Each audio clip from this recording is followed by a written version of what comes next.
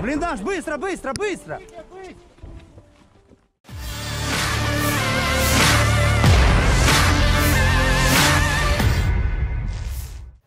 Prajurit Rusia kabur saat akan terkena bom dari pasukan Ukraina.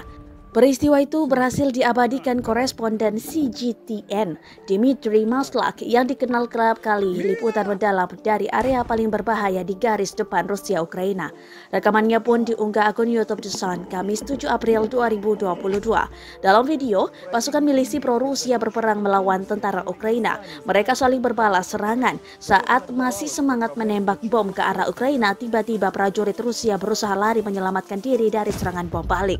Mereka melarikan diri dari serangan bom yang terjadi hanya 10 meter dari lokasi camp yang terletak sekitar 5 km dari pusat kota Donetsk, di mana beberapa bangunan rusak parah akibat pengeboman. Koordinat penembakan telah dikonfirmasi. Pasukan mortir akan segera mengambil tindakan terhadap target yang ditentukan, kata koresponden CGTN. Begitu posisinya terlihat oleh musuh, mereka akan langsung menyerang balik sehingga sangat penting bagi para prajurit untuk menemukan bunker sesegera mungkin sebelum merencanakan tindakan lain sebagai pembalasan.